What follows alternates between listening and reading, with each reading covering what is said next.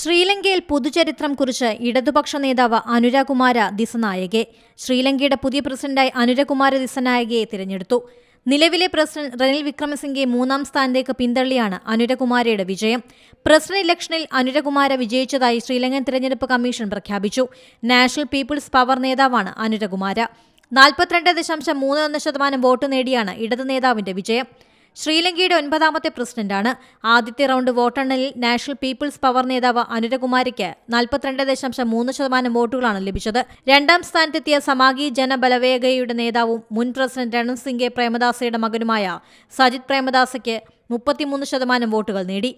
അതേസമയം റനിൽ വിക്രമസിംഗയ്ക്ക് 17% വോട്ടുകൾ മാത്രമേ പിടിക്കാനായുള്ളൂ. മുൻ പ്രസിഡന്റ് മഹിന്ദ രജപക്സെയുടെ മൂത്ത മകൻ നമൽ രജപക്സെ 2.5% വോട്ടാണ് നേടിയത്.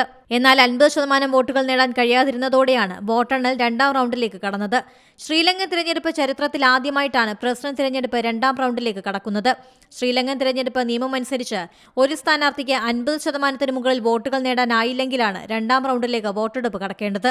2 മുൻനിര സ്ഥാനാർത്ഥികൾ മാത്രമേ 2ാം റൗണ്ടിൽ ഉണ്ടാവുകയുള്ളൂ. ചെറുപ്പകാലം മുതൽ രാഷ്ട്രീയത്തിൽ പയറ്റിത്തിളഞ്ഞു വന്നതിന്റെ അനുഭവജ്ഞാനമാണ് അനുരകുമാരയ്ക്കുള്ളത്. ദിസനായകയുടെ ചെറുപ്പകാലത്ത് തീവ്ര കമ്മ്യൂണിസ്റ്റ് ചായ്വുള്ള പാർട്ടിയായിരുന്നു ജനത വിമുക്തി പെരമുന എന്ന JVP. സ്കൂൾ കാലം മുതൽ JVPയുടെ ആശയങ്ങളിൽ ആകൃഷ്ടനായിരുന്നു ദിസനായകെ. വിദ്യാഭ്യാസ കാലമാണ് അദ്ദേഹത്തിലെ രാഷ്ട്രീയക്കാരനെ രാഗിമിനുക്കിയത്. 1995 പാർട്ടി പോളിറ്റ് ബ്യൂറോയിലെത്തി. 2000 മുതൽ പാർലമെന്റ് അംഗം കൂടിയാണ്. 2014 17ാം പാർട്ടി കോൺഗ്രസോടെയാണ് നേതൃത്വത്തിന് തലപ്പത്തേക്ക് അദ്ദേഹം എത്തിയത്. താൻ പിന്തുണയ്ക്കുന്നവരുടെ കൊള്ളരുതായ്മകൾക്കെതിരെ വടിയെടുക്കാനും ദിസനായകെ മടി കാണിച്ചില്ല. 94ലെ പാർലമെന്റ് തെരഞ്ഞെടുപ്പിൽ ചന്ദ്രിക കുമാരതുംഗയെയാണ് അദ്ദേഹവും പാർട്ടിയും പിന്തുണച്ചത്.